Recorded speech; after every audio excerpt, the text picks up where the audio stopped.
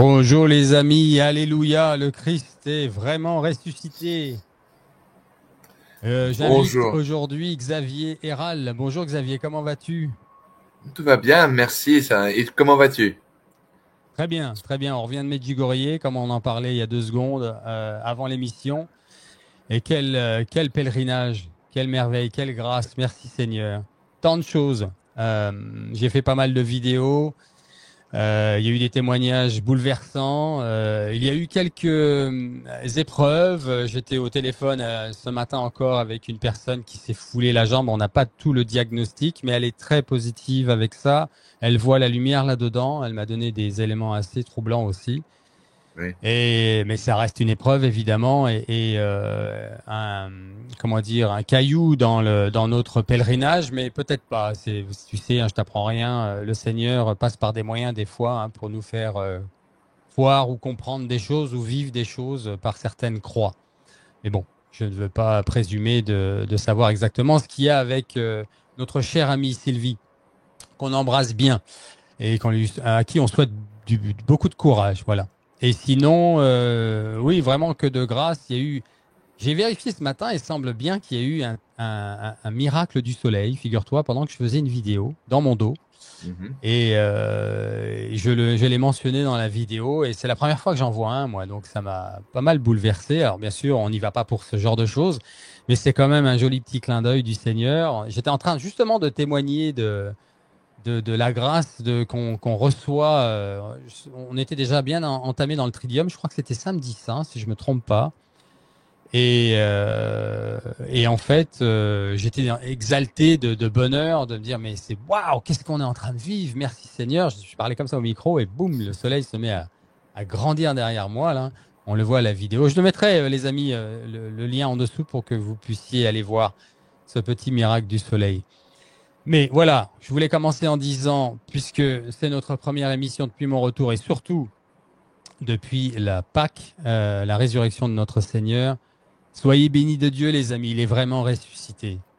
Acceptez-le dans votre vie si ce n'est pas encore fait et croyez parce que il est le chemin, la vérité et la vie. Merci Jésus pour le don, ton amour, ce don inexplicable, impensable, impossible à l'homme à quiconque que toi-même, Seigneur, toi qui es le Dieu d'amour, d'avoir donné ta vie comme ça, de telle manière dans ta passion. Merci Jésus. Et toi, Xavier, comment vas-tu? Bien, je suis très content pour toi. Chaque fois que tu vas au Medjugorje, tu reviens revivifié. J'ai fait une fois un pèlerinage là-bas, et surtout en ayant travaillé 8 ans avec l'abbé René Laurentin, avant qu'on l'ait fait Monseigneur. Donc j'ai pu partager avec lui tous les déboires à l'époque qu'il avait avec tous ses détracteurs. Donc En je quelle année c'était crois. ça? C'était entre 1995 et 2003 quand je travaillais avec lui. Donc, Tu es allé plusieurs fois donc. je suis allé une seule fois malheureusement. J'aurais bien voulu y aller plus d'une fois, mais je croisais depuis lors tellement le faire avec mon emploi du temps, ce n'était pas possible. Et puis j'avais décidé de me marier, d'avoir des enfants. Donc tout ça, ça prend beaucoup de temps. Mais c'est l'une des plus belles expériences que j'ai eues de ma vie d'aller à Medjugorje. D'ailleurs, il m'est arrivé une expérience très personnelle là-bas. Et comme je te disais, quand je travaillais avec l'abbé Laurentin, on parlait de Medjugorje et de tout le temps. Il me racontait tous les déboires tous les, toutes les histoires par lesquelles il passait en venant à la défense de Medjugorje. Et c'était sans le moindre doute le plus grand défenseur de Medjugorje. C'était envers et contre tous. Et il n'avait jamais froid aux yeux, en dépit du fait qu'il maintenait une maîtrise de soi en tout moment, son sang-froid. Et il avait appris très facilement à se développer une peau de crocodile, car il lui-même était passé sous un feu bien nourri des mêmes détracteurs de Medjugorje, car on l'accusait d'être coupable du crime impardonnable, de défendre les enfants ou les voyants de Medjugorje. Donc, oui, je suis content pour toi. Oui, c'était vraiment merveilleux. Je repense qu'on a vu aussi, on a eu le bonheur de rencontrer, figure-toi, le prêtre qui va révéler au monde les 10 secrets de Medjugorje, le fameux Ah, père Pétard, ben Pétard oui. voulant dire Pierre en croate. Et je remercie encore Sabrina, je la salue bien, et sa fille, ce bonheur de fille qu'elle a, qui est Katharina. Elle nous a fait la traduction d'une manière tellement professionnelle, sa disponibilité. Alors, à toutes deux, merci encore. Vraiment, c'était une belle grâce. Je laisserai le lien de cette entrevue et de cette conférence, on va dire, du Père Pétard exceptionnel qu'on a eu la grâce d'avoir. Et avec toutes ces paroles de sagesse qu'il nous donne et d'église. Alors aujourd'hui, les amis, on va parler de l'actualité. Évidemment, nous sommes le samedi 26 avril. Donc aujourd'hui, c'est la messe d'enterrement. On appelle ça comme ça, Xavier, corrige-moi, du pape François Oui, au Vatican. Et on va avoir une pensée, une prière évidemment pour lui et pour le conclave et pour l'Église. Ça va sans dire. On va en parler un petit peu. Au vu de l'actualité, on va parler du conclave et de ce qu'on peut en dire au jour d'aujourd'hui. On va parler de l'actualité et des prophéties, ou au regard des prophéties, comment interpréter l'actualité d'aujourd'hui. Avant de se faire, comme à l'habitude, on va faire une petite prière courte et en fin d'émission, on fera une prière en latin avec Xavier. Comme à l'habitude, on y va ? on y va. Allez, au nom du Père et du Fils et du Saint-Esprit. Amen. Amen. Notre Père qui êtes aux cieux, que votre nom soit sanctifié, que votre règne arrive, que votre volonté soit faite sur la terre comme au ciel. Donnez-nous aujourd'hui notre pain de ce jour, et pardonnez-nous nos offenses, comme nous pardonnons aussi à ceux qui nous ont offensés. Et ne nous laissez pas succomber à la tentation, mais délivrez-nous du mal. Amen. Je vous salue Marie, pleine de grâce, le Seigneur est avec vous. Vous êtes bénie entre toutes les femmes, et Jésus, le fruit de vos entrailles, qui ressuscite d'entre les morts, est béni. Sainte Marie, Mère de Dieu, et notre Mère, priez pour nous pauvres pécheurs, maintenant et à l'heure de notre mort. Amen. Gloire soit au Père, au Fils et au Saint-Esprit. Comme il était au commencement, maintenant et toujours et dans les siècles des siècles. Amen. Amen.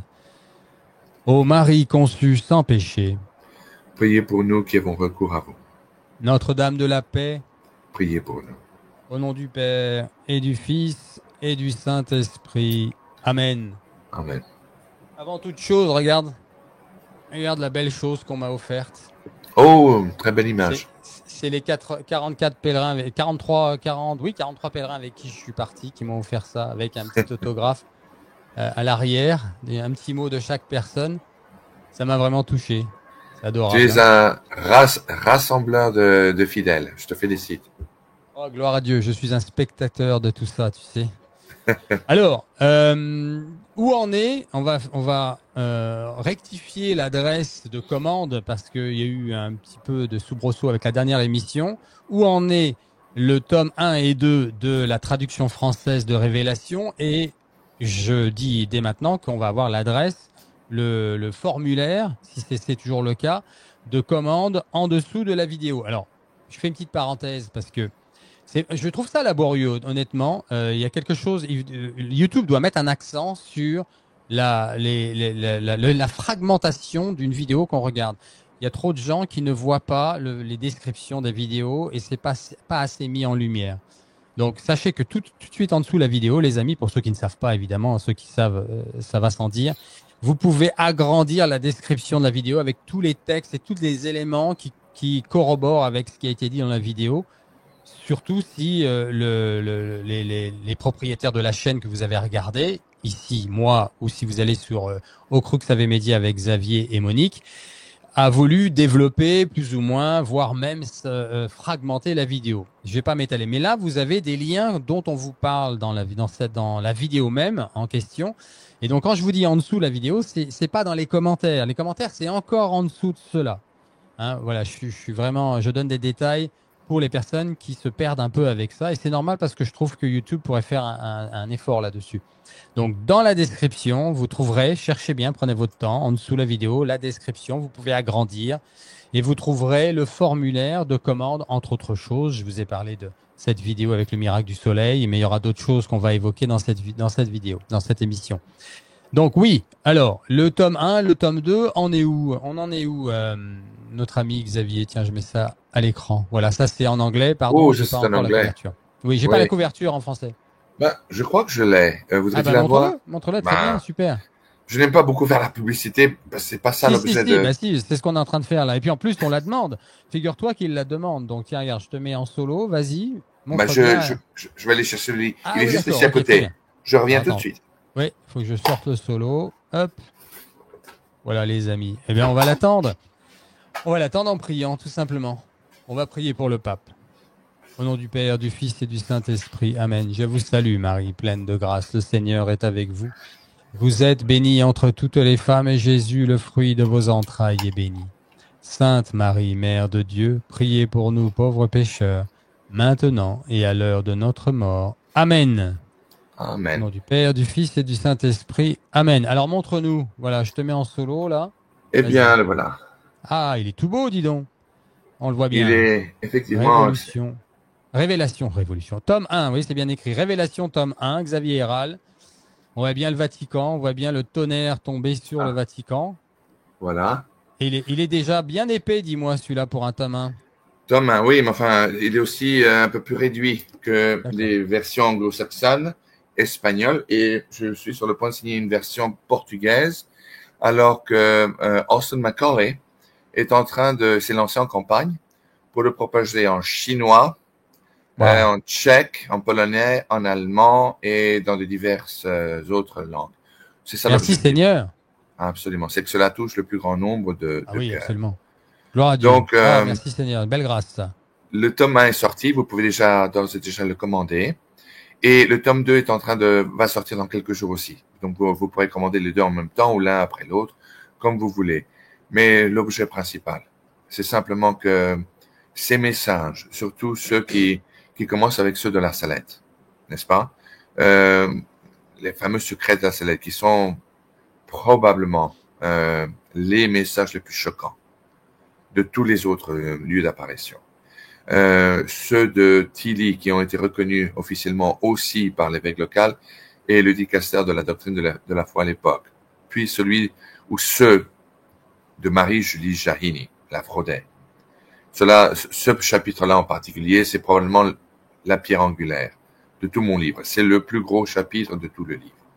Alors là, l'équipe du Chrétien Magazine, car originellement je me suis mis en campagne quand j'ai fait ce livre en anglais originellement. Donc ils ont dû faire des recherches très approfondies pour aller à la source même des apparitions de la Salette, de l'Aphrodite pour trouver les messages originaux. Je leur ai envoyé ce que j'ai pu. J'avais fait la traduction. Ils ont simplement passé pas mal de temps pour tout peaufiner. Et enfin, c'était un travail titanique. Et donc, tous les messages sont là et ça finit le premier tome donc avec les messages de Fatima qui inserte, entre autres, le véritable troisième secret de Fatima, car, comme je l'ai écrit dans le livre, Lucia dos Santos, lorsqu'elle lui avait été ordonnée d'écrire et de reproduire le troisième secret de Fatima par les autorités, la hiérarchie du Vatican et donc par son évêque local, avait écrit en fait deux enveloppes, comme vous le verrez dans mon livre. La première enveloppe avait trait à la fameuse vision de Fatima et la seconde du message qui, comme les deux premiers secrets, accompagnait la vision qui avait été octroyée ou autorisée aux enfants de Fatima. Le second tome, ça va être beaucoup plus basé sur des apparitions plus contemporaines, à commencer par Medjugorje, dont j'ai dédié un chapitre tout entier, n'est-ce pas? Basé sur tout ce que j'avais trouvé, sur des documents que l'abbé René Laurentin, quand je travaillais avec lui, avait partagé avec moi. Notre-Dame de Quito, à Lady of Good Success, du bon succès. Il y a également, on parle beaucoup de Garabandal, qui est un lieu aussi, qui est une autre pierre angulaire dans ce livre. Et effectivement, ensuite, il y a un chapitre sur le révérend père Michel Rodrigue. Un chapitre entier qui lui a été dédié. Donc tu as Et un message à nous partager dans cette émission. absolument.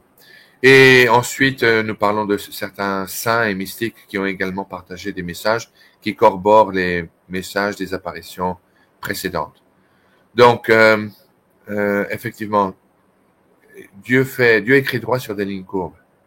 Nous passons en ce moment, nous entrons avec la résurrection du Christ glorieux et souverain dans un nouveau chapitre, alors que nous terminons un autre avec l'entrée du pape dans le tombeau. Donc, effectivement, j'ai parlé avec le père Michel Rodrigue il y a nous avons échangé à travers le email, et il m'a envoyé une exhortation absolument superbe dont je vais partager en partie avec nos auditeurs. Ce que je veux, si tu me le permets, transmettre maintenant, fidèles français, francophones de par le monde qui regardent ton émission, cette émission en particulier, c'est qu'il faut maintenant sérieusement prendre conscience. Tout premièrement, que le plus nous nous rapprocherons du Christ, le plus nous restons fidèles à quoi? Fidèles au dogme de la foi, qui est infaillible, et comprenez bien qu'il ne peut pas, qu'il ne doit pas, qu'il ne peut pas être changé.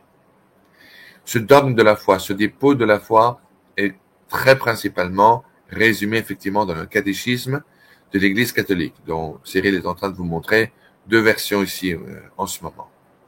Mais maintenant, au fur et à mesure, il faut bien prendre conscience de cela, que nous nous rapprochons de Dieu, que nous restons fermes dans la foi, dans la véritable foi, car il n'y en a qu'une seule. Non. Au fur et à mesure que nous restons fidèles aux saints sacrements de l'Église catholique, principalement les 7 sacrements, essentiellement le baptême, la sainte confession et surtout la sainte communion en état de grâce et en pleine conscience que l'on ne reçoit pas un symbole du dernier souper. Absolument pas. Nous recevons littéralement le corps et le sang, l'âme et la divinité de notre Seigneur Jésus-Christ. Au fur et à mesure que vous vous ancrez dans ces fondamentaux, au fur et à mesure que vous vous dédiez à en parler, comme Cyril le fait ici en ce moment, vous serez sous attaque, ou bien pour des raisons de jalousie, ou pour des raisons d'animosité. Ici aux États-Unis, il y a une expression qui dit « Too often in Indian villages, there are more chiefs than Indians ». Ce qui se traduit en français, souvent dans les villages indiens, il y a plus de chefs, de caciques qu'il n'y a que de braves. Non. Et quand cela arrive, très souvent, les égos se frottent les uns contre les autres. Trop de chefs, pas assez d'Indiens, on dit en français. Voilà, voilà. Donc, il faut apprendre à maintenir, en dépit de tout, une certaine indifférence, se mettre au-dessus de tout cela, parce que cela fait partie de cette guerre de foi dans laquelle maintenant nous sommes tous engagés. Il faut bien comprendre que maintenant, on est entré dans un nouveau chapitre qui ne prendra fin qu'une fois que toutes les prophéties qui ont été annoncées, elles-mêmes auront abouti à leur conclusion. Très bien. Merci Xavier. Est-ce que tu veux lire le message du père Rodrigue? Oui, il y a des choses qui sont que je n'irai pas en détail, mais je vais partager avec vous une partie de son exhortation qui était absolument Seule super. La partie croustillante et personnelle nous intéresse. Oui, bien sûr. Voilà, il commence ainsi. Chers amis, nous entrons dans une phase nouvelle de la préparation à l'arrivée publique de l'Antichrist. Un signe du ciel fut donné à l'Église par la mort du pape actuel en ce temps de l'octave de la Pâque du Christ à jamais vivant. Voyez, le Christ sort du tombeau libre et vainqueur, et le pape, lui, entre dans le tombeau. L'Église, fondée par le Christ Jésus, victorieux dans la résurrection, qui à travers sa tradition vivante dans le temps annonce dans cet événement qui concerne les fidèles qu'ils devront s'attacher plus que jamais au Christ ressuscité. La mort et la vie vont bientôt s'affronter. Entre les tenants de la véritable foi en Jésus Seigneur et Rédempteur, et tous les partisans hérétiques que le vieux diable a traînés avec sa queue. Le pape appartient aux 3 blancheurs de l'Église, la très sainte Mère de Dieu, considérée par Saint Jean lui-même comme le signe grandiose dans le ciel, la Sainte Eucharistie qui nourrit les fidèles, que seule la foi peut éclairer dans son mystère et signe efficace de la présence permanente de Jésus sur la terre, et le pape, signe visible, sur terre comme vicaire du Christ, de l'unité de la proclamation de la foi, de sa confession et de sa célébration sacrée à travers les 7 sacrements de l'Église catholique romaine et apostolique. Quand dans la continuation de ce email, le Père Michel, premièrement, m'a demandé de dire à tous les fidèles qui lui demandent son intercession, qu'il retransmet sa bénédiction à tous les fidèles qui la demandent. Numéro 1. Amen. Le Père Michel également a demandé à la prière. La prière surtout, maintenant que dans quelques semaines, nous sommes sur le point d'entrer dans la conclave pour l'élection d'un nouveau pontife. On a la date déjà ou pas? Parce que ici aux États-Unis, il a été dit qu'environ dans un peu moins de 3 semaines, l'élection aura lieu. Donc conclave veut dire en italien conclave, avec ça veut dire fermer à clé. Avec Dis la donc, clé. ça me fait penser à un truc là avant que j'oublie. Un peu moins de 3 semaines, ça veut dire qu'on peut facilement déborder 4-5 semaines. Or, le cardinal Sarah, c'est le 30 mai le dernier carat pour lui. En juin, il a 80 ans, c'est ça? Oui. Très intéressant. Absolument. Ça. Extrêmement intéressant. Mais bien que moi, j'adorerais voir son éminence, le cardinal Sarah, au siège de Saint-Pierre. Malheureusement, je crois que c'est très peu réaliste. Simplement pour le fait que, si je ne me trompe, sur les 180 et quelques cardinaux qui aujourd'hui ont le droit de voter, 133, si je ne me trompe, on a fait une émission tout dernièrement sur une chaîne anglo-saxonne, 133 ont été choisis à la main par le pape François, 25, si je ne me trompe, par le pape Benoît et seulement 5 par le pape Jean-Paul II. Donc, il est plus que probable que la majorité des voix vont voter pour quelqu'un qui, de sa personne, pourra assurer la continuation du programme réformiste qu'a initié le pape François, et un cardinal qui certainement est familier avec les tenants et les aboutissants des processus d'exécution du Vatican comme nous le connaissons aujourd'hui. Du synode. Du synode, entre autres, mais aussi, par exemple, ce fameux traité secret qui a été signé et négocié avec le gouvernement communiste de Pékin, en Chine. Non. Ah oui. La personne qui me vient à l'esprit tout de suite, qui justement couvre tous ces critères, c'est le cardinal Pietro Parolin, qui aujourd'hui est le secrétaire d'État du Vatican, et qui d'ailleurs, quand le pape était encore à l'hôpital, on le voyait courir comme une poule sans tête, à droite, à gauche, pour assurer une transition qui en fait n'en sera pas une. Ce sera en fait rien de plus que ce qu'il voudrait, une continuation de ce que nous avons déjà vécu avec le pape François, avec une multiplication par 10. Donc, il faut simplement beaucoup prier et se rappeler, je crois, que quand le Christ marchait sur la terre, les 12 disciples qu'il a choisis ont en effet été choisis par notre Seigneur. Ce ne furent pas eux qui choisirent le Christ, mais le contraire. Et cela inclut, tous les disciples qui, rappelons-nous, au moment de vérité, l'ont tous abandonné. Tous sans exception. Alors, Jean est revenu à la fin avec la mère du Christ et avec Marie, et il est resté à ses côtés jusqu'à sa mort, mais ce fut le seul. Et cependant, le Christ savait pertinemment bien le niveau de valeur et les faiblesses des uns et des autres quand il les a choisis chacun, y compris Judas. Donc, il faut maintenir la tête froide. J'en profite pour faire une petite parenthèse. La polémique est inévitable. Hein. Je ne vais pas chercher à éviter les polémiques, même si je ne vais pas mettre de l'huile sur le feu. On va vivre des temps de plus en plus diviseurs. Le malin fait bien son boulot. Nous, on le fait un peu moins bien, évidemment, puisqu'on est de moins en moins à croire, à pratiquer. Et donc, ceci expliquant cela. Là, ce que je vais vous montrer, je fais mémoire de quelqu'un. Je n'ai pas la certitude que tout est vrai. Vous allez voir de quoi je parle. Vous allez comprendre quand je vais le mettre à l'écran. Mais je vais quand même vous parler du dernier message, si c'est un des derniers ou le dernier, qu'il a reçu, qu'il aurait reçu du Seigneur.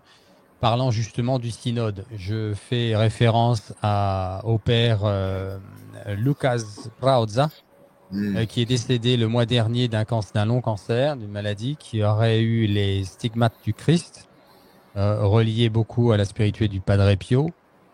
Beaucoup de fruits, mais tant que voilà, c'est pas des amis ni ma famille qui m'a rapporté tout ça, c'est que j'ai fait des enquêtes sur les témoignages et il y a beaucoup de miracles, il y a beaucoup de remerciements liés à la prière, à ce prêtre.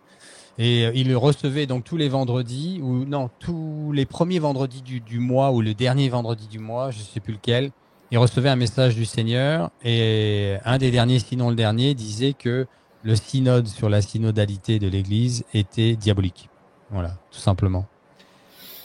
Euh, Ça ne m'étonne pas, mais c'est une petite salutation que je voulais faire au passage à ce prêtre. On verra bien ce qu'il en est plus tard. Donc, étape suivante, on va parler. Mais il n'y a pas de, je voudrais, si tu me permets, faire une petite note là-dessus. Vas-y, Xavier. Il n'y a pas de honte ou euh, que de dire que nous, on n'est pas d'accord avec la notion même du synode de synodalité, où il y a eu même des non-prélats ou des non-religieux qui y ont participé. Très Il y a de, important ce que tu dis là. Très important ce que tu es en train de mais dire. absolument. 96 laïcs étaient dans le synode. Or, un synode, c'est des évêques seulement. Il peut y avoir éventuellement un prêtre au-dessus, les cardinaux évidemment, mais normalement, un synode, c'est que les évêques. Et là, 96 laïcs ont voté, et certains anti-catholiques. Je peux en mentionner deux, j'ai pas le nom là sur moi, mais c'est une vérité là, ce que je vous dis. Il y a deux personnes qui étaient contre la foi catholique romaine, apostolique romaine. Et c'était plutôt du protestantisme. Pardon, je t'ai coupé, Xavier. Non, je t'en prie, c'était nécessaire de le dire. Tu as absolument raison, mais il n'y a absolument aucune gêne à avoir sur le fait qu'on ne soit pas d'accord avec cette histoire, cette notion de synode, de synodalité, qui, entre autres, a causé une séparation, une division dans l'Église catholique sans nom. Malheureusement, et cela me brise le cœur de constater ceci. Je ne suis pas le seul. Il y a un bataillon d'évêques, d'archevêques, de cardinaux qui pensent ainsi. Ces propos ne sont que l'écho d'innombrables hommes de la foi, des hommes de robe, comme on dit aussi aux États-Unis, qui ont exprimé effectivement le fait que ce synode de synodalité, comme si l'Église n'était pas déjà suffisamment divisée en elle-même, n'a fait que de jeter de l'huile sur le feu. Je fais référence par exemple à son éminence le cardinal Mueller, cardinal Burke, cardinal Sarah, archevêque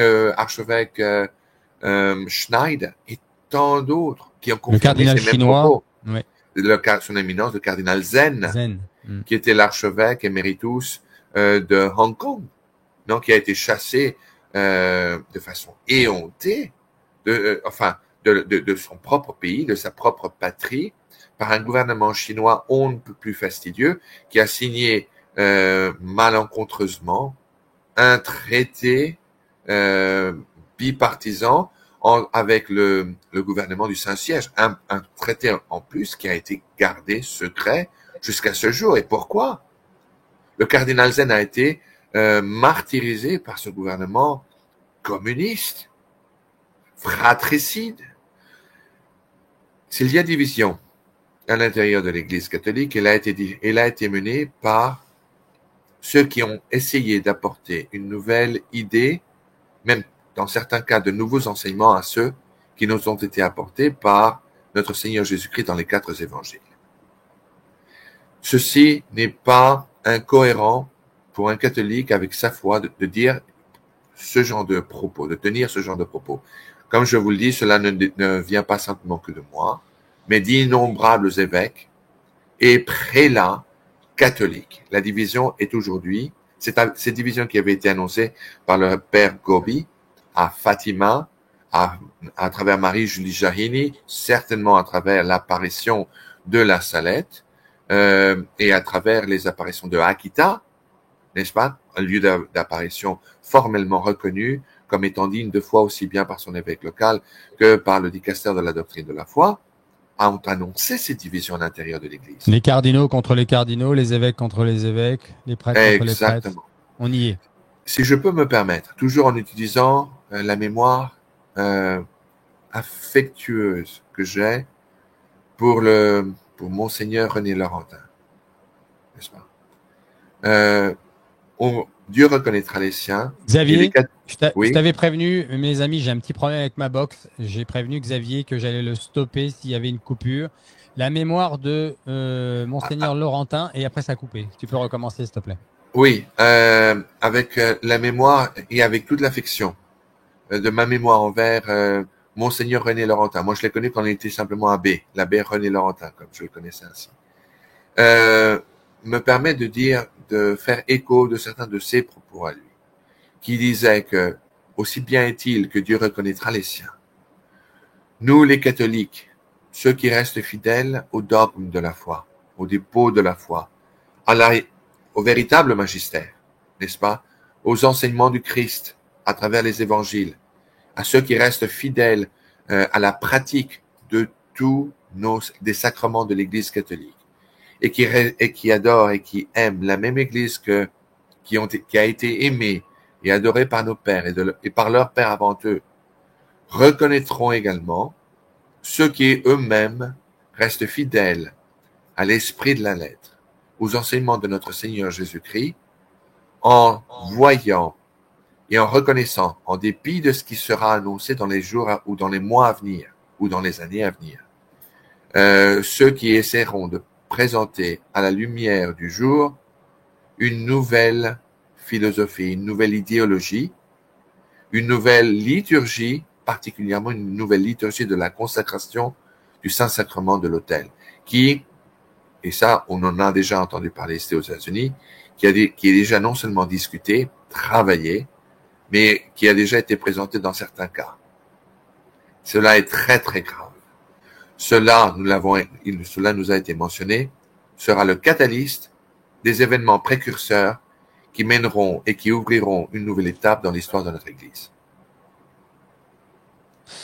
Je vais tenter, je vais être concis là, mais je vais tenter de donner une explication succincte donc et simple de la situation avec le pape François et le legs en fait, hein, on dit legacy de son héritage, voilà, qui va nous laisser. Alors comme Xavier vient de nous l'évoquer, il y a une scission. L'Église n'a jamais été quasiment, en tout cas dans ces temps modernes, aussi divisée. Il y a une grande division dans l'Église. Alors évidemment, toute la presse n'en parle pas puisque ce qui se passe dans l'Église, ça les intéresse pas. Ils ne voient que ce qui se passe en surface. Et d'ailleurs, vous remarquerez qu'ils sont très élogieux et ils peuvent, à certains égards, de certains actes de parole du pape François, mais ils restent en surface. Je ferai une petite parenthèse en disant que vous remarquerez qu'ils ne disent pas « sancto subito » parce que ça ne les intéresse pas. La sainteté n'intéresse pas le monde. Donc, ils ne vous parleront jamais de sainteté de la même manière que le pape François n'a jamais évoqué la sainteté. Ok, il a pas surfé là-dessus. Je vais essayer d'être simple. Sans vouloir salir sa mémoire, on va prier pour lui. Il est dans les mains de Dieu, de la justice. Voilà, qu'il en soit fait selon la volonté du Seigneur. On prie pour lui, nous, parce que c'est la charité que nous demande le Seigneur. Et puis moi, ça me vient du cœur parce que je ne souhaite le mal à personne, même si je peux me mettre en colère et je me suis mis en colère contre lui. Mais je lui souhaite que le bon.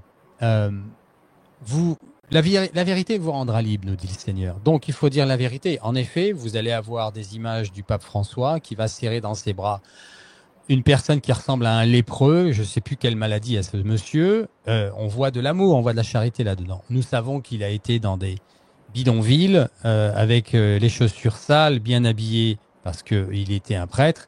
mais qu'il allait visiter des personnes qui étaient dans le besoin. Sauf qu'il ne faut pas mélanger coco et abricot. Pourquoi je vous dis ça? Parce que, sans vouloir salir la charité, il n'y a pas besoin de l'Église pour faire des bonnes actions. Hein, L'Église, elle n'est pas là que pour ça. Même si c'est un élément essentiel de l'Évangile, quand le Seigneur nous dit à la fin, il y aura les boucs d'un côté et les brebis, la mauvaise herbe et le bon grain d'un autre côté, celui qui m'aura donné un verre d'eau, celui qui m'aura couvert, qui m'aura logé, qui m'aura donné à manger. Vous connaissez la parabole. Mais il n'y a pas que ça dans l'Évangile. Même si, encore une fois, c'est un point important. Donc, on met en exergue aujourd'hui et seulement le fait qu'il a dit, il a eu des paroles pour les pauvres, il a pris des actions, il a fait des actes, pardon, où il a voulu dormir dans des lieux moins luxueux, moins confortables, peut-être, enfin confortables. C'est très confortable, même si ça n'est qu'une pièce sommaire. Mais il a fait ses actes, en effet. Et ça peut être bouleversant au niveau émotionnel si on se base que là-dessus. Mais c'est être très ignorant de ce qu'est l'Évangile. C'est être très ignorant de ce qu'est le dépôt de la foi et de la morale du Seigneur. Le Seigneur n'est pas venu faire que le monde soit parfait, que tout le monde mange, que tout le monde soit à l'abri, même si c'est essentiel d'acter là-dessus. Hein? Si vous ne le faites pas, si vous n'êtes pas proche de celui qui souffre, il y a un problème si vous vous dites chrétien, évidemment. Mais il n'y a pas que ça là-dedans. La sainteté, l'impureté, le péché est une réalité et c'est pour ça que le Seigneur meurt sur une croix et qu'il est flagellé de la sorte. C'est pas pour que les gens mangent, c'est pour qu'ils soient sauvés. C'est pour que nous accédions au paradis. Ok ? Et nous sommes tous pécheurs. Je vais finir là-dessus parce que c'est essentiel. Le problème, c'est que le pape a communiqué sur une espèce d'idéologie humaine, à vouloir, comme certaines ONG, comme certaines associations de bienfaiteurs pour l'humanité, à vouloir, comme les Restos du Cœur, comme je sais pas quoi dire, le secours catholique à certains égards, le secours populaire, voilà. Mais tout ça, ça n'est pas l'évangile seulement. Plutôt, l'évangile n'est pas que ça, mais ça, je l'ai déjà dit.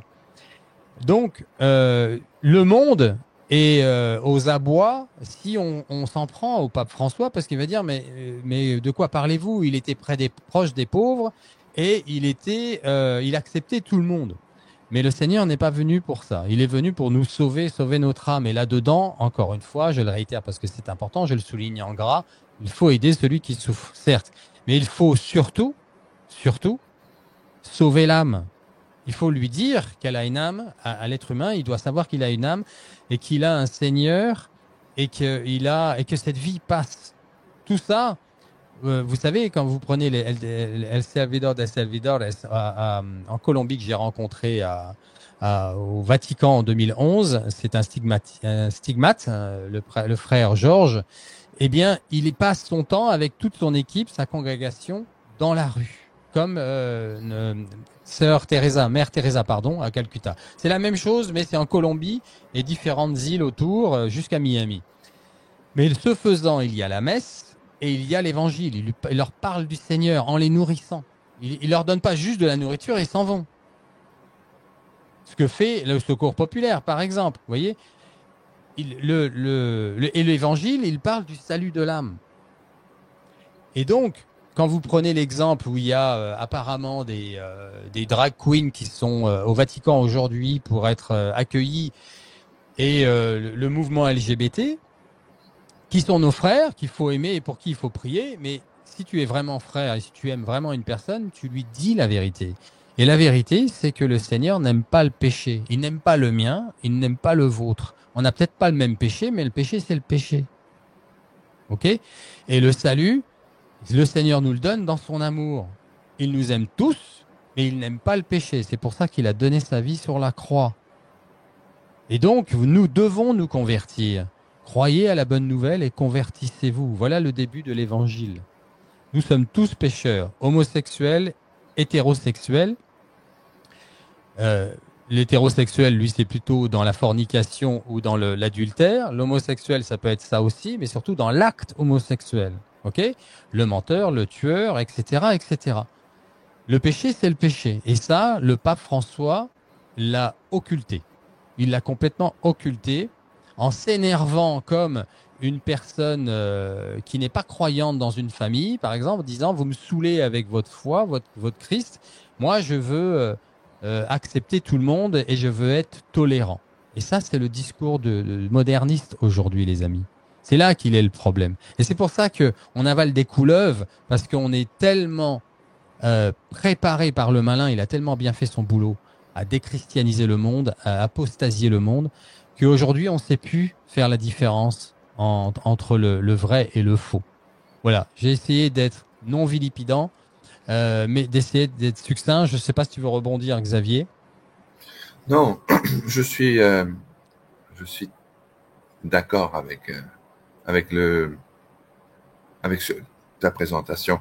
Je crois qu'effectivement, comme tu l'as très bien dit, la, la plus grande démonstration de charité que l'on puisse donner vis-à-vis, que l'on puisse donner à quelqu'un ou à un frère, qu'il soit chrétien ou pas, c'est de lui présenter, de lui montrer le chemin de Damas. Car la charité n'est pas de dire, oui, bon, mais très très bien, tu peux rester dans l'erreur, je continue à t'aimer. Tout ça, c'est temporaire. Il y a pire que de perdre la vie de ce monde. Il y a des choses qui sont beaucoup plus graves que ceci. Que de maintenir le ego des uns ou des autres. De leur dire, bon, ben, je vais te donner un verre d'eau, je vais te donner à manger, et puis tu peux continuer dans ton incrédulité dans le Christ, etc. Non. L'acte, le plus grand acte de charité que l'on puisse donner envers notre prochain, c'est de le mener sur le chemin de Damas, par lequel Saint Paul est passé afin qu'il se convertisse. Car il n'y a pas d'autre Dieu que la Sainte Trinité, Dieu le Père, le Fils et le Saint-Esprit. De prétendre le contraire, il faut bien comprendre, est une violation du tout premier commandement. Tu n'auras pas d'autre Dieu devant moi. Sauf si on prétend aujourd'hui pouvoir changer ou interpréter, parce que c'est devenu convenient, le premier commandement, entre autres, alors là, effectivement, on rentre dans une chose tout à fait différente, l'hérésie.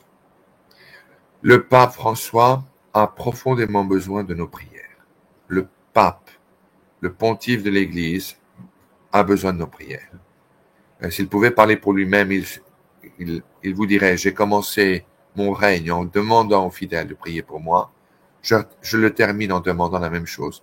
Priez pour le salut de mon âme. Nous nous devons, en acte de charité, de prier pour le pape François, ainsi que pour tous les membres de la hiérarchie catholique qui peuvent être tombés dans l'erreur.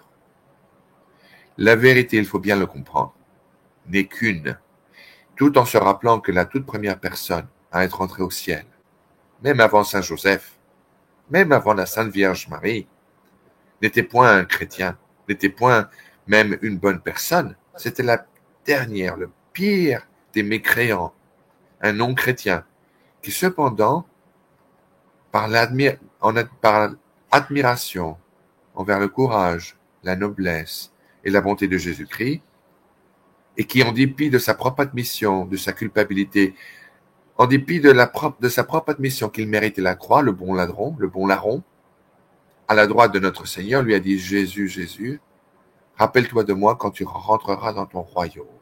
Et nous connaissons tous la fameuse réponse de notre Seigneur et roi et Dieu. En vérité, je te le dis, tu le seras aujourd'hui avec moi au paradis. Il n'a suffi d'un seul moment de lucidité pour le salut de son âme. Mais la vérité, il faut bien comprendre, n'est qu'une. Dès le moment où l'on commencera à penser que cela n'est pas le cas, cela fera l'affaire de Satan. Et ne vous trompez pas. Ne nous cachons pas derrière notre petit doigt. Comprenons bien que nous sommes en état de guerre et qu'aujourd'hui, cette guerre, c'est le mensonge dont Satan est le prince.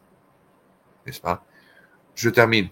Je veux simplement attirer l'attention à tous les fidèles que nous sommes d'ores et déjà, dès aujourd'hui, rentrés dans un nouveau chapitre de notre histoire, dans un chapitre où le ciel, à travers ses innombrables chevaliers, messager, instrument, invite tous ceux qui sont fidèles à la foi et au dépôt de la foi à se lever et à dire tous d'une même voix, présent, en restant fidèles dans ce qui ne peut pas être changé, le dogme de la foi, le dépôt de la foi, le catéchisme, les saintes écritures, les enseignements de notre Seigneur Jésus-Christ et, comme base principale, les 7 sacrements de l'Église catholique, romaine et apostolique, principalement le baptême, la confession régulière et fréquente, et le Saint-Sacrement de l'autel, la Sainte Eucharistie, qui sont la véritable présence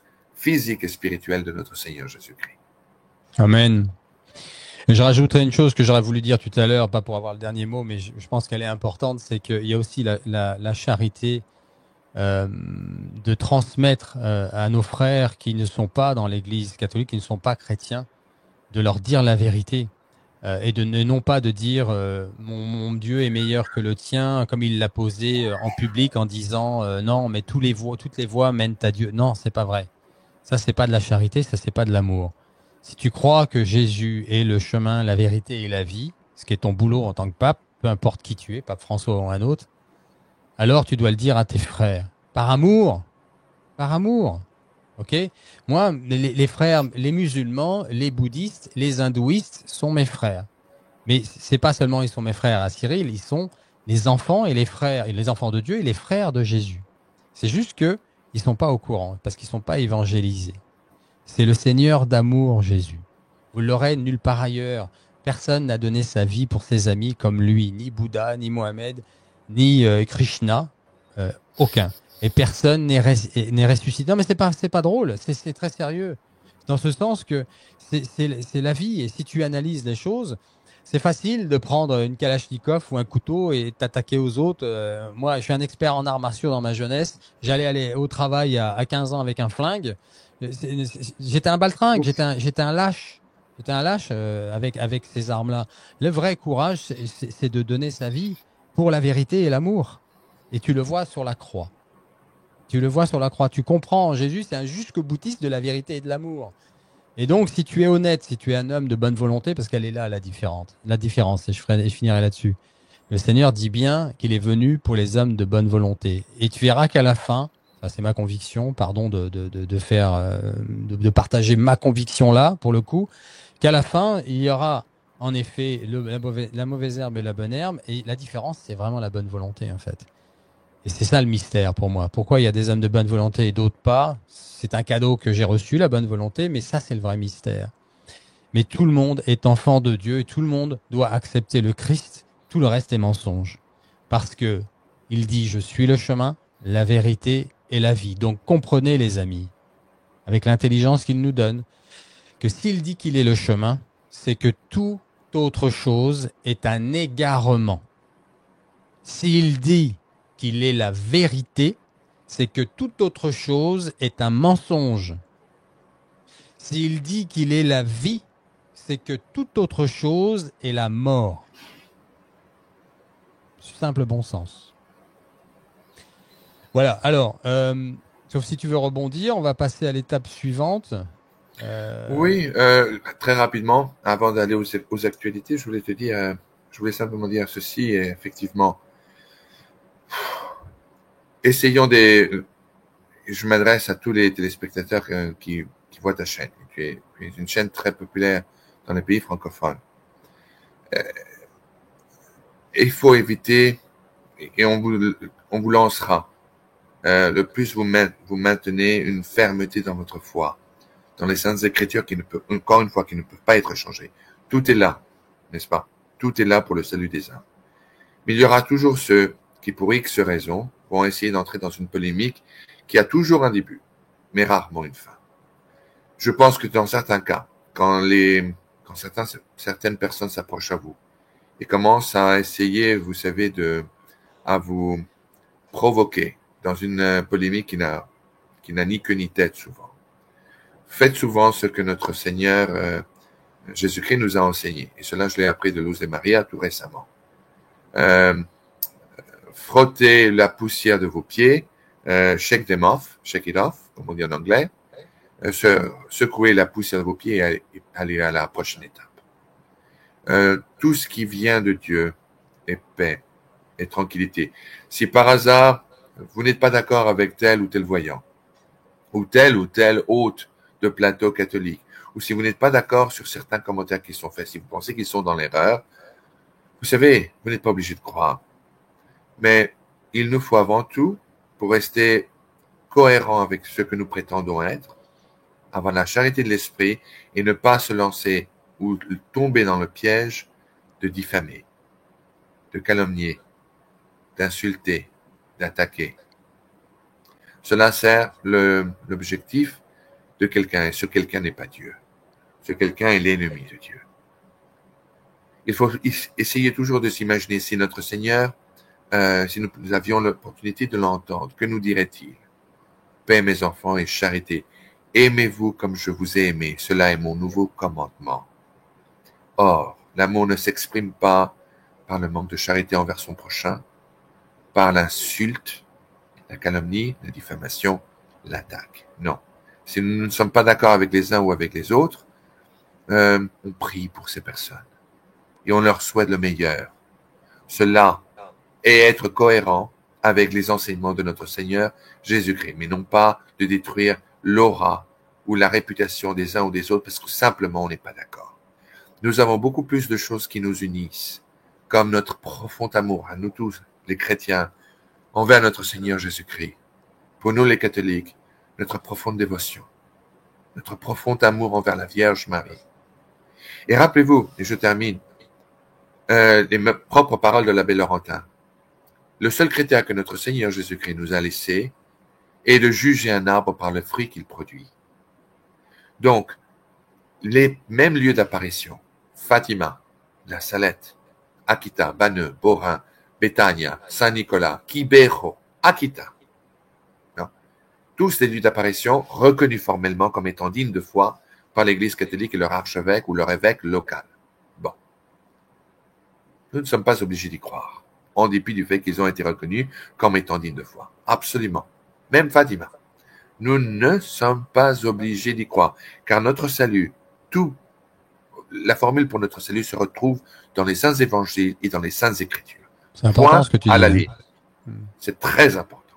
Donc, si bien est-il que nous ne sommes pas obligés de croire dans des lieux d'apparition de la Vierge Marie qui ont été approuvés et dont le but est simplement de répéter le même message qu'elle a dit il y a 2000 ans de cela, dans un obscur petit village au nord d'Israël qui s'appelait Cana et qui était « Faites tout ce que mon fils vous dit de faire ». Nous ne sommes pas non plus obligés de croire en tel ou tel voyant, en tel ou tel hôte de plateau, mais nous avons pour obligation, si nous nous appelons chrétiens ou catholiques, d'avoir la charité de la discrétion et de ne point attaquer ou diffamer telle ou telle personne. C'est une pierre angulaire de notre foi et c'est une des choses auxquelles le Père Laurentin insistait le plus. Voilà. J'en profite pour rappeler, j'ai fait un préambule il y a 2 jours que je prépare une émission où je vais tenter d'expliquer la peur, d'où elle vient, à quel moment elle est justifiée et à quel moment elle l'est plus, et la réalité de cette scission qu'a évoqué Xavier, et non pas un schisme. La scission et un schisme, c'est pas la même chose. Dans l'Église actuelle, au regard des messages de la Vierge Marie et des prophéties, dont on va parler encore dans cette émission. Je prépare donc une émission là-dessus parce que à Medjugorje, mais pas seulement, je commence à entendre de plus en plus des personnes qui ont peur et donc qui se plaignent de ça. Et je dirais juste ceci ici, alors que je prépare une émission, donc comme je disais, c'est que posez-vous cette question, je vous dis ça en frère, parce que je suis passé par là. Êtes-vous en état de grâce? Je dis à vous qui avez peur, qui regardez cette émission, qui avez peur de ce qui arrive, qui avez peur des messages qu'on peut transmettre, de ceux qu'on partage d'autres personnes, de voyants, de visionnaires, de la Vierge Marie, de prophètes, ok. Tout ce qui circule sur ma chaîne ou celle de Xavier ou d'autres chaînes, ok. S'il y a des messages qui vous font peur là-dedans, d'abord, suis-je en état de grâce? Vous devez, pour pouvoir avoir la lumière de l'Esprit Saint, être exempt du péché mortel, du péché qui vous empêche de voir. Parce que si on est aveugle sinon, tu dois aller à la confession et le voile est levé. Les chaînes sont cassées, les contrats sont déchirés avec le malin. Parce que lui t'aveugle. Ton péché t'aveugle. Cette phrase, rappelez, faut bien l'enregistrer, les amis. Le péché aveugle. Donc, pour retrouver la vue, pour cesser cet aveuglement, il faut aller se confesser. Alors, avec toutes les grâces qui vont venir avec, le bonheur d'être dans la paix, la joie, enfant de Dieu, peut-être le don des larmes, je vous le souhaite. Mais commencez par là, parce que si vous n'êtes pas en état de grâce et que vous commencez à critiquer en disant ça me fait peur, faut pas faire, vous parlez pour rien dire. Là. Parce que vous vous éparpillez, vous voulez parler d'une bataille, c'est parce que c'est une bataille spirituelle, alors que vous n'êtes même pas capable de vous rendre sur le champ de bataille. Vous êtes chez vous, le champ de bataille, il est à tel endroit, à 50 km, 500 km, que sais-je, on s'en fout, il est ailleurs. C'est l'état de grâce, ok? Et vous êtes en train de parler de la guerre alors que vous n'êtes pas sur le terrain. Tu veux être sur le terrain, tu vas au combat. Le combat, c'est à l'intérieur de toi-même. Tu vas au confessionnal, tu t'humilies, tu te mets à genoux devant le prêtre. Il y a beaucoup de gens qui pourraient le faire et qui ne le font plus, ça. Mais toi, à genoux, ça va t'aider. Si tu dis, si tu as peur, bah, tu lui dis que tu as peur. Mon père, pardonnez-moi, j'ai péché. Ma dernière confession était il y a 20 ans, 10 jours, que sais-je, peu importe, on s'en fout. Et j'ai peur de cette confession. Alors déjà, il va te recevoir avec beaucoup de compassion, beaucoup d'empathie. Parce que la plupart des prêtres sont bons plutôt là-dedans. Il y a des exceptions, on ferme la règle. Hein. Dans ce cas-là, tu t'en trouves un autre. C'est vrai que ça existe, mais c'est tellement rare qu'on va pas s'étaler là-dessus. Pourquoi? Parce qu'ils se confessent eux-mêmes. Ils font les mêmes conneries que toi, sinon pire. Ah oui, c'est des êtres humains. Donc ils combattent leur petitesse, leur gaucherie, que sais-je, leur impureté. Et voilà, ce sont des êtres humains. Voilà. Alors, vraisemblablement, ils sont plus aptes, plus forts, puisqu'ils sont censés prier plus d'ascèse, voilà, plus de tout ce qui donne des grâces pour le faire. Mais si vous avez peur, commencez par vous dire, est-ce que je suis en état de grâce? Sinon, on ne peut pas discuter, on ne trouvera pas de terrain d'entente. Même si, in fine, quand tout aura été épuré, que tout sera clair, le bon sens, tout sera vraiment mis sur la table, il y aura quand même des gens de mauvaise volonté qui vont dire gna gna gna gna gna gna. Voilà, ça c'est humain. Ok? Voilà, c'est ce que je voulais dire au passage. Donc, l'actualité, sauf si tu veux rebondir, bien sûr, Xavier, l'actualité, eh bien, l'actualité, c'est quand même on enterre le pape François aujourd'hui. Tu veux en dire un mot? Au vu des Oui. États-Unis, c'est vu comment? En ce qui concerne les États-Unis, je sais que notre vice-président, je ne suis pas américain, je suis français, je suis, français je reste. Mais le vice-président Vance est l'une des dernières personnes à avoir rencontré le pape encore en vie. C'est-à-dire, c'était, je crois, son dernier visiteur de l'étranger. Et effectivement, donc aujourd'hui, Donald Trump, le vice-président et leurs familles respectives sont déjà à Rome pour participer aux cérémonies en question. Donc, je sais que ce qui concerne l'activité générale internationale, la guerre va de bas de son plein à nouveau en Ukraine. Les Russes les dernières nouvelles sont les suivantes.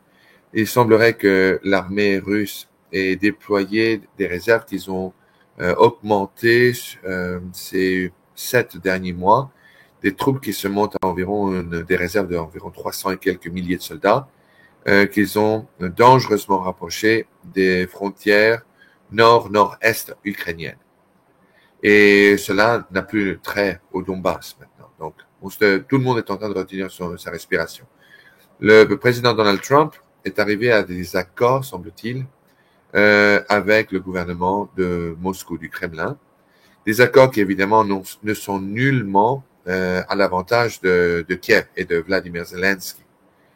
Mais la position américaine est la suivante. Je ne m'en fais point son défenseur ni son représentant dans cette émission. Je me limite simplement qu'à rapporter les choses de façon froide et neutre, n'est-ce pas? Mais la position américaine est la suivante. Les Russes, dans ce conflit qui a commencé en février, le 24 février 2022 pour être exact, ont gagné la guerre et n'ont aucune raison pour initier quelconque traité de paix, puisqu'ils gagnent. Ils sont en position de force. Et aucune force ukrainienne est en train de les arrêter. Donc, la position américaine est la suivante. Les Ukrainiens sont confrontés à deux choix, ou bien de signer, comme on dit en anglais, take their losses, wound their leaks, ce qui veut dire limiter les pertes à un strict maximum, en simplement arrêtant la guerre et en empêchant les Russes de continuer à grignoter et à conquérir plus de terrain, plus de territoire national à leur profit. Ou alors, continuer une guerre où il n'y a pas de lumière au bout du tunnel, qui exigera que les Européens seulement, car les Américains se retirent. Ils ont été très clairs que si Vladimir Zelensky, appuyé par les Européens, ne sont pas d'accord avec la proposition de traité de paix, ils se retireront. Cela veut dire le retrait total et complet d'assistance militaire, financière et de renseignements military intelligence, de renseignements militaires à travers les équipements satellites des Américains. Cela ne laissera plus que les Européens aux côtés des Ukrainiens. Là, ce ne sera plus qu'une question de temps. Donc, tel est le choix que Donald Trump a présenté aux Ukrainiens et aux Européens, que ce soit bon ou mauvais, que l'on soit d'accord ou pas, c'est de facto la proposition qui a été faite. Le choix maintenant appartient aux Européens pour savoir ce qu'ils ont décidé de faire. Et les Russes, eux, sont fermes. Ils sont prêts et ils sont armés.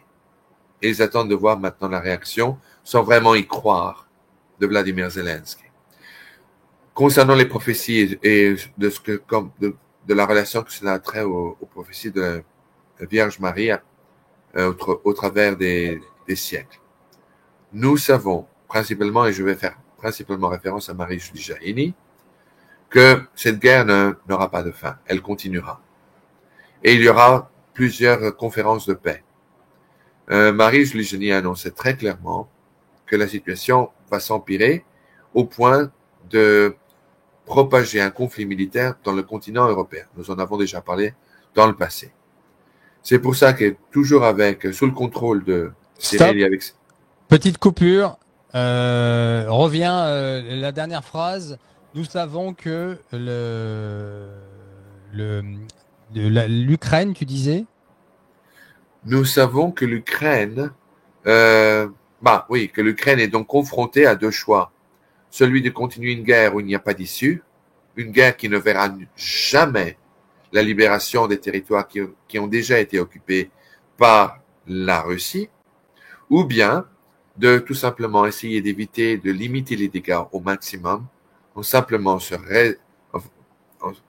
en signant un accord qui cessera le feu et qui permettra aux Ukrainiens de se remettre sur leurs pieds. La relation de la situation géopolitique aujourd'hui avec les prophéties du ciel à travers les innombrables voyants au cours de l'histoire sont très claires.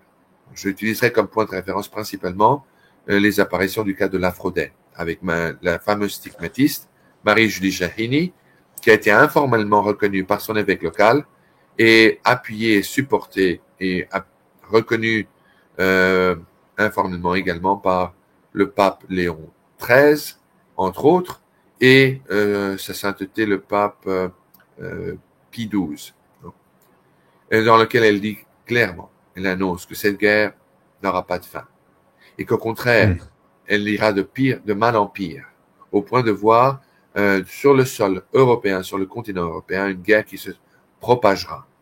Nous connaissons les détails, nous en avons déjà parlé plusieurs fois dans d'autres émissions passées ici, sur ce plateau. Cela étant, et sous le contrôle de Cyril, et avec sa permission, je me permets d'inviter toute personne qui nous écoute aujourd'hui à prier maintenant, comme Marie-Julie Jaïni nous a demandé de prier, pour la venue d'un roi de France, du grand monarque, qu'elle appelle, ou plutôt, devrais-je dire, que la Sainte Vierge Marie et Saint Michel Archange appelaient et faisaient référence auprès de Marie-Julie Jaïni comme étant Henri V de la Croix, le vrai. Car la Vierge Marie avait annoncé à Marie-Julie Jaïni qu'il y en aurait 3 usurpateurs avant l'arrivée du vrai monarque. Donc, pour l'arrivée de ce roi, qui est français, qui est né en France, mais dont la France ne possède pas, et qui vit à l'étranger, Nous devons, il nous est invité à prier de telle façon, tous les jours. Car en plusieurs opportunités, notre Seigneur qui était apparu à Marie-Julie Janis se plaignait que les Français ne priaient pas suffisamment pour demander la venue du grand monarque qui a été promis à la France à travers les sacrifices de Marie-Julie Janis. Il nous est recommandé de prier tous les jours en regardant vers le ciel, ce sont les paroles du ciel, à travers Marie-Julie Janis, et en demandant avec ferveur, avec amour et dévotion à Dieu de bien vouloir permettre au roi de France de venir pour sauver la nation et sauver l'Église, dont la mission, entre autres, sera effectivement à un moment donné d'appeler le grand monarque à sa rescousse, et la mission du grand roi sera non seulement de libérer une France qui sera sous le joug étranger, mais de restituer effectivement l'Église catholique sous la direction d'un nouveau pape angélique.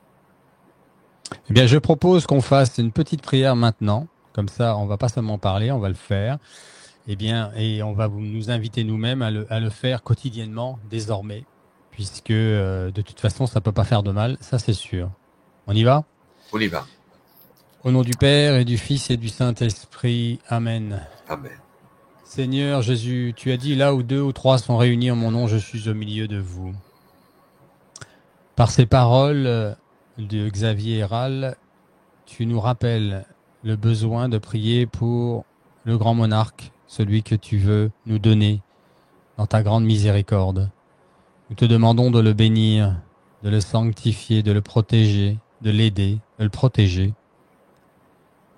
Et que ta volonté soit faite pour le peuple de France, Seigneur. Donne-nous de le reconnaître, de l'aider dans son poste, je connais pas le mot, dans sa royauté, et donne-lui les aides nécessaires aujourd'hui même pour qu'il puisse être mieux préparé à faire ton travail, à être le fer de lance de la chrétienté en France et dans le monde. Xavier, je te laisse rebondir dans la prière.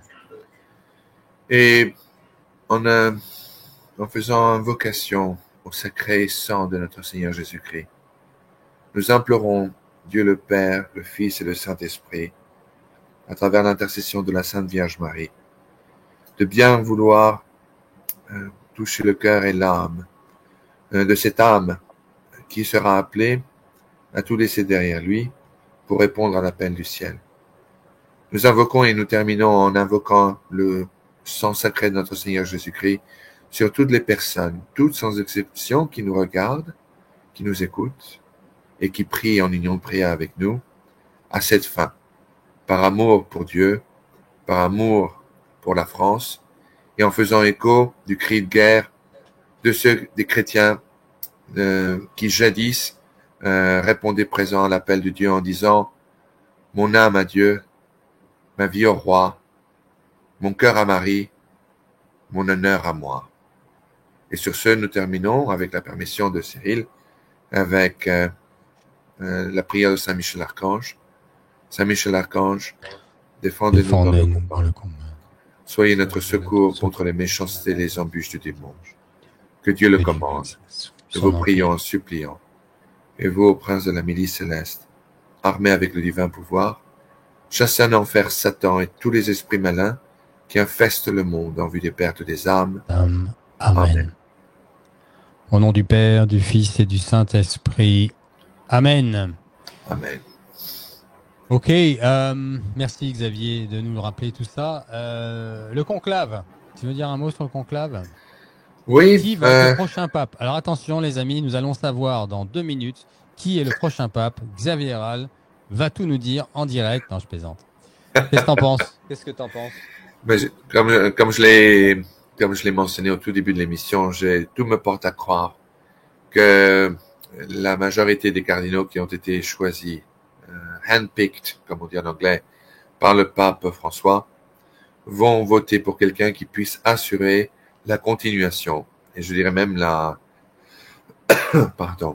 l'exécution des projets réformistes du pape François. Cette personne la mieux indiquée, à mon avis, sans le moindre doute, sera le secrétaire d'État du Vatican actuel, le cardinal Pietro Parolin. C'est mon opinion. Je peux me tromper, c'est ce que je crois. Il est comment, lui? C'est lui qui a négocié, comme je t'ai mentionné, le traité secret avec la Chine. Ah oui, d'accord. Oui. C'est lui qui a mis le cardinal McCarrick, qui avait été mis de côté par sa sainteté le pape Benoît XVI pour tous les scandales sexuels qu'il avait commis.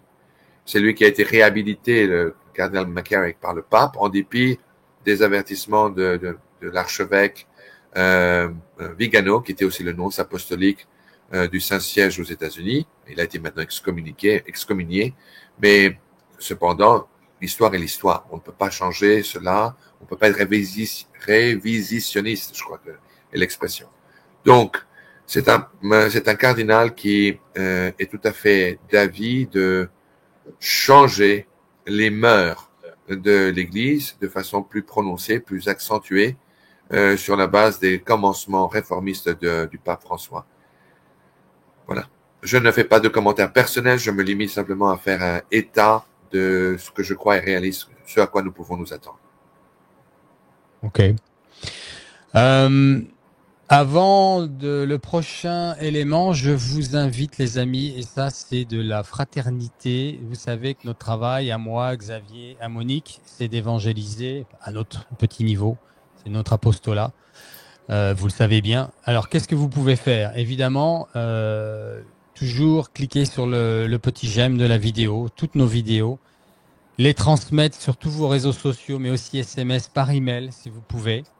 Vous faites en fait le travail du Seigneur en le faisant si vous avez foi en ce qu'on fait, évidemment. Après, si vous êtes opposé, ça c'est une autre histoire, je ne vais pas rentrer là-dedans.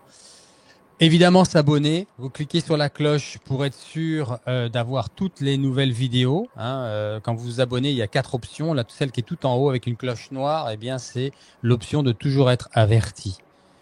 Ça, c'est la première chose. Il y a les dons. Moi, j'en ai besoin pour ma chaîne et bientôt la chaîne américaine. D'ailleurs, je vais en parler un petit peu de la chaîne américaine. Et sans ça, je ne peux pas fonctionner aussi bien. Je remercie ceux qui donnent. Grâce à Dieu, il y en a. Et le Seigneur vous le rendra au centuple, j'en suis persuadé. Pareillement avec Xavier. Et là, je vais mettre à l'écran. Je vous demande de bien aller. Je vais vous laisser le lien en dessous pour ceux qui ne l'ont pas encore fait. Alors, attendez, pardon. Hop, j'ai été un peu vite. Voilà. Vous allez aller sur leur chaîne, qui est là à l'écran, Ocrux, Ave Media, Xavier Héral et Monique T, pour ceux qui ne l'ont pas fait. Et vous abonner, s'il vous plaît, parce que ça va aider leur chaîne. Xavier et Monique ont prévu de faire des chaînes en français. Ils peuvent pas être au four et au moulin, c'est pareil pour tout le monde. Pour l'instant, ils sont affairés ils font vraiment du bon travail en anglais avec des traductions espagnoles pour la base. Mais ça va pas, il y aura, et ils font même d'ailleurs des traductions écrites avec le système YouTube où vous pouvez lire en français. C'est peut-être un peu plus laborieux, je le reconnais, mais c'est les prémices et ayez confiance, dès que ça pourra, ils feront des émissions en plus en français, c'est prévu dans leur agenda. Mais même sans ça, c'est vraiment par fraternité et charité, là, pour le coup, et on n'a pas à se cacher derrière notre petit doigt, puisqu'on le fait pour le Seigneur. Allez vous abonner à leur chaîne, et peut-être que vous allez plus ou moins sélectionner la façon dont vous allez être averti des nouvelles chaînes. Comme je vous le disais tout à l'heure, si vous cliquez sur la cloche noire, vous le verrez dans l'abonnement, vous serez averti de chaque nouvelle vidéo. Eh bien, si vous sélectionnez différemment, vous ne serez peut-être pas averti à chaque fois qu'il y a une vidéo qui n'est pas dans la langue que vous plébiscitez. Et puis, vous pourrez changer les paramètres plus tard. Mais aidez-nous, s'il vous plaît. Là, je vous demande d'aller sur la chaîne de Ocrux Ave Media, de Monique et de Xavier et d'aller vous abonner. C'est gratuit. Ok, je parle de l'abonnement. Je ne parle pas de rejoindre la chaîne où vous pouvez, avec des paiements, en effet, les aider. Ça, c'est une autre chose. Là, je vous demande de gratuitement, simplement, aller cliquer dessus et d'être abonné à la chaîne Ocrux Ave Media. Pareillement, avec ma chaîne américaine qui est à l'écran là maintenant. Pour ceux qui ne l'ont pas déjà fait, je remercie tous ceux qui l'ont déjà fait. Ça m'a pas mal aidé. De vous abonner à la chaîne, même si vous ne recevez pas toutes les vidéos. Tu reçois ton café de ton épouse, peut-être? Zut, je vais essayer de passer inaperçu. Oui. Mais non, mais c'est un moment qu'on aime, hein, tu sais. Mon C'est épouse, oui. convivial. Tu l'as Ici, salué pour nous. je n'y manquerai pas. Hein. Ici, aux États-Unis, il est 7h30 du matin seulement. Ah Donc, Lise ouais. est en train de me préparer du café français. Ne On vous en inquiétez profite pas, pour je... remercier Xavier de se lever tôt le matin pour faire l'émission parce qu'il a une journée chargée, c'est samedi, hein, c'est un père de famille aussi. Donc merci Xavier. Non, c'est un plaisir. Et mon épouse me fait du vrai café français, non pas le jus de parapluie américain que Oh. ces gens ont le toupet d'appeler café. Gracias, mi amor. Hello, Lisa. Donc je termine là, c'est la ligne, c'est la chaîne américaine, donc Cyril Christ-centered, c'est la même chose en anglais, sauf que vous voyez les drapeaux anglophones, New Zealand, Canada, Angleterre et Amérique, pour montrer que c'est bien anglais évidemment. Donc ça, merci d'y participer les amis, c'est gratuit pour vous et ça nous aide beaucoup nous. Je risque de partir, je me décide ce week-end, on est samedi. Je partirai probablement pendant une dizaine de jours, un peu moins, à Los Angeles la semaine prochaine. Je vais travailler un peu moins sur la chaîne française pour développer un peu la chaîne américaine. Et je ferai des choses là-bas. Et donc, vous étonnez pas si je disparais un peu des réseaux au niveau de la chaîne française. Mais je dois me décider ce week-end parce que voilà, ça doit prendre certaines choses et peut-être que je le ferai un peu plus tard au final. Voilà, je voulais vous dire ça. En tout cas, merci beaucoup pour votre aide, les amis. Sans vous, on ne peut pas avancer. Qu'est-ce qu'on doit dire d'autre sur l'actualité? On a parlé du message de Michel Rodrigue. Tu veux peut-être rebondir sur ce que je viens de dire, hein? Non, non, je Non, n'ai ça rien va, à tout va bien. rajouter. Oui, absolument. Mère Michel, tu nous as donné un message très important. Je m'attendais pas à ce que le fond soit. Enfin, j'avais pas d'a priori, mais c'est vraiment. D'ailleurs, je te demande de le relire, ce message. Parce que des fois, comme la vidéo est longue, ce message me paraît important. Est-ce que tu peux le relire, s'il te plaît? Un message de Michel Rodrigue, de Père Michel Rodrigue. Absolument. Tout d'abord, je tiens à insister le fait que le Père Rodrigue demande aux fidèles de prier pour le pape François, pour son âme, pour le repos de son âme.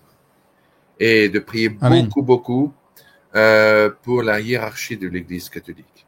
Et donc de rester en union de prière avec eux, pour que la volonté de Dieu soit faite.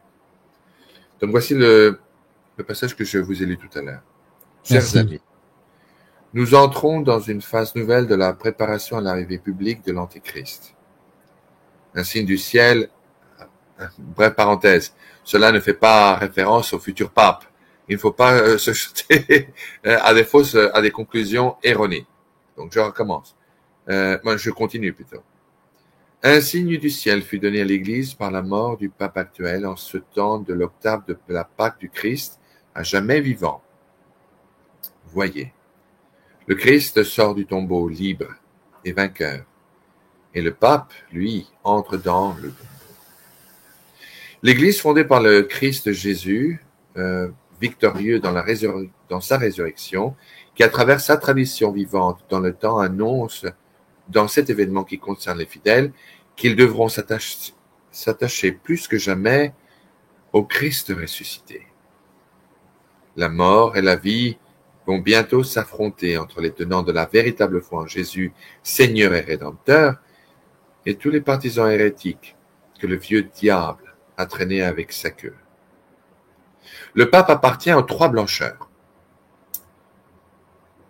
La première blancheur étant la très sainte mère de Dieu, considérée par saint Jean lui-même comme le signe grandiose dans le ciel. La seconde blancheur est l'Eucharistie, la Sainte Eucharistie, qui nourrit les fidèles, que seule la foi peut éclairer dans son mystère et étant signe efficace de la présence permanente de Jésus-Christ sur la terre.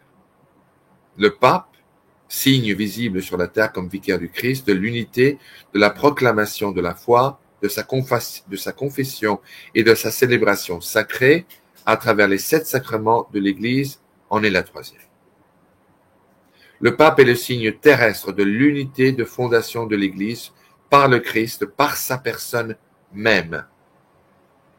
Donc, j'arrête là, parce que cela continue et cela devient plus personnel.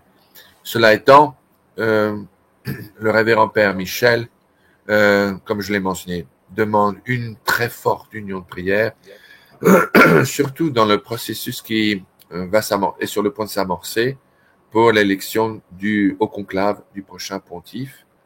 Et moi, à titre personnel, je demande à tous nos compatriotes, et quand je parle de compatriotes, je parle de compatriotes chrétiens, catholiques d'abord, ensuite à nos compatriotes français, de bien vouloir prier pour le Père Michel, de bien vouloir prier pour son évêque également, avec qui le Père Michel est d'ores et déjà peu à peu réentré en contact, mais tout est en ordre. Mais le Père Michel a besoin de vos prières. Prions pour son évêque, pour le Canada, pour les 6 frères qui aujourd'hui travaillent dans son monastère, et pour sa charmante secrétaire Denise, qui est plus qu'une secrétaire, elle fait partie de la famille. Donc, je vous demande de prier pour eux. Je vous demande de bien vouloir prier également pour Luz de Maria, qui, entre parenthèses, lors de la dernière Pâques, comme vous le savez, est également stigmatiste, a souffert de la passion de notre Seigneur Jésus-Christ de façon terrible. Elle m'a envoyé des photos, elle m'a envoyé des vidéos qu'elle ne veut pas présenter publiquement. Je peux donner témoignage qu'elle était couverte de sang. Ah, dis donc. Au point d'en avoir perdu conscience. Je peux donner témoignage du fait que cela se passe pratiquement chaque année, chaque Pâques, que dans le passé, des tests de son sang ont été faits, et incroyablement, le type de son sang qui venait de sa personne était de type AB, avec des chromosomes masculins. Ce qui est scientifiquement, cela est une impossibilité. Oui, tout à fait. Est-ce que il y a des records de comment on dit en français? Bien entendu. Des traces. Des traces. Mais cela est supposé, je le partage simplement de façon très informelle ici. Un dossier est en train d'être monté qui sera envoyé au moment voulu à son archevêque. Tout cela est mené par son directeur spirituel.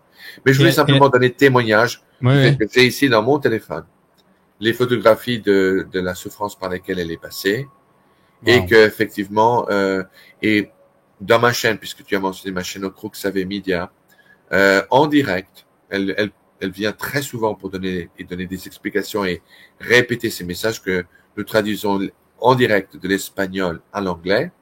Et non seulement elle est tombée en extase en direct sans que personne ne s'y attende, en une occasion, mais en plus, elle a donné confirmation publique, et cela en direct, devant des milliers de téléspectateurs, que notre Seigneur Jésus-Christ lui a confirmé que le révérend Père Michel est effectivement un véritable messager du ciel. Et ça fait combien de temps qu'elle fait l'expérience des stigmates? C'est seulement la semaine sainte? Seulement la semaine sainte. Elle est voyante depuis environ 34-35 ans. Et donc, elle a une collection d'imprimaturs. Oui, ça on le savait, mais tous les ans, elle a les stigmates à la semaine sainte. Pratiquement toutes les années. Elle l'a eu l'année dernière, celle d'avant. Il y a eu quelques occasions où elle ne l'a pas eu pour des raisons qui sont siennes. Voilà. Donc, je voulais donner ce témoignage. Non, mais merci Xavier. De quoi vit-elle puisque ça, c'est des questions que les gens vont se poser. Donc, est-ce que vous savez de quoi elle vit?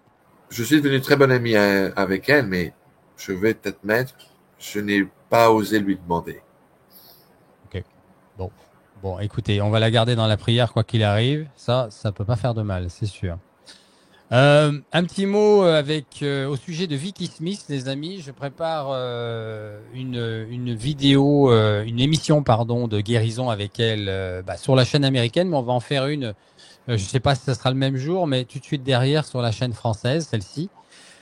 Et je vous invite à prier pour ça et à préparer votre cœur avec cela, parce que c'est comme ça que le Seigneur veut que ça soit fait. Apparemment, il faut qu'on prie pour elle parce qu'elle est chargée, elle est attaquée, elle aussi évidemment, puisque elle a un don particulier. Donc le malin, il n'est pas content. Et voilà, on a tellement de gens pour qui prier. Mais le Seigneur le sait, hein, il faut prendre notre temps et les mettre dans la prière. Donc préparez-vous aussi, c'est là que je voulais en venir. Préparez-vous, préparez ceux pour qui vous priez, préparez vos amis, vos familles, à les mettre dans la prière. Et n'oubliez pas que tous les replays, toutes les vidéos qui sont faites de guérison avec Vicky Smith peuvent être regardées en rediffusion. Le Seigneur a été très clair là-dessus. Ce n'est pas nécessaire d'être en direct, même si on les enregistre souvent en direct. Le Seigneur est omniprésent, donc, et j'ai plein de témoignages sur les deux que j'ai faites avec elle, où des gens ont été guéris bien après, bien après. Donc n'hésitez pas et préparons nos âmes et nos corps à cette grâce que le Seigneur veut nous donner. Voilà, qu'est-ce qu'on peut dire d'autre? On a parlé de l'actualité, on a parlé du conclave, on a parlé du pape. On va encore prier pour le pape dans la dernière prière et pour le conclave. On a fait le tour, là, je pense, pour cette émission. Oui, Hein, absolument. Tout à fait. on va te laisser nous guider dans la prière en latin. On a, je le rappelle, les amis, tous les liens de la vidéo en dessous, notamment comment commander le livre de Xavier, nos chaînes respectives et comment nous aider. Et quelques autres liens qu'on a mentionnés dans cette émission. Merci pour votre aide, merci pour vos prières, les amis. Vous êtes dans mes prières quotidiennes eucharistiques. Je prie bien pour vos intentions personnelles. Encore un petit coucou à mon groupe de Medjugorje de cette fois-ci, aux 3 d'ailleurs, puisque ça fait la 3e fois. Je vous embrasse, vous êtes dans mon cœur. Et merci pour vos prières à mon égard et pour ce qu'on a partagé ensemble, puisque n'oubliez pas, c'est éternel. Nous sommes éternellement des frères en Christ. Voilà, le mot de la fin. Je mettrai le Saint-Michel-Archange en latin à l'écran aussi. Donc, on te laisse nous mener dans la prière en latin, s'il te plaît. Parfait. In nomine Patri et Filio et Spiritui Sancto. Amen. Amen. Une fois de plus pour le pape, pour le repos de son âme, pour l'Église catholique, pour la hiérarchie de l'Église catholique aujourd'hui, pour le révérend Père Michel Rodrigue, pour ses 6 moines, pour Denise, pour Luz de Maria et son fils Eduardo, pour Cyril et pour toutes les personnes qui nous regardent, qui nous écoutent et qui s'unissent à nous avec toute leur bonne volonté et leur amour pour Dieu et pour la France. Pater noster, qui es in celis, sanctificetur nomen tuum, adveniat regnum tuum, fiat voluntas tua, sicut in cielo et in terra. Panem nostrum quotidianum da nobis hodie, et dimitte nobis debita nostra, sicut et nos dimittimus debitoribus nostris, et ne nos inducas in tentationem, sed libera nos a malo. Amen. Également pour la venue du roi de France sur notre terre natale. Ave Maria, gratia plena, Dominus tecum, benedicta tu in mulieribus, et benedictus fructus ventris tui, Iesus. Sancta Maria, Mater Dei, et Mater Nostre, ora pro nobis peccatoribus, nunc, et in hora mortis nostre. Amen. Amen. Gloria Patri, et Filio, et Spiritui Sancto, sicut erat in principio, et nunc, et semper, et in saecula saeculorum. Amen. Sancto Michael Arcangele, defende nos in proelio, contra iniquitiam et insidias diaboli est presidio. Imperit Deus, supplices et deprecarum, tuque principies militia celestis, Satana maliosque spiritus malignus, quid ad perditionem animarum pervagentur in mundo. Divino virtute in infernum detrude. Amen. Amen. In nomine Patri, et Filio, et Spiritui Sancto. Amen. Amen. Merci beaucoup, Cyril, comme toujours. Merci Xavier. Un bon week-end à toi. Merci pour ce que tu fais. Et puis, on se tient au courant pour la suite. Restons dans la prière, les amis. Restons bien dans la prière parce que c'est ce qui nous sauve. Hein. Le Seigneur nous veut connecter, non pas à nos téléphones seulement, mais oui, on a le numéro de Dieu qui est dans la prière. Donc, restons bien dans la prière. Soyez bénis de Dieu, les amis. Au revoir, Xavier. Au revoir.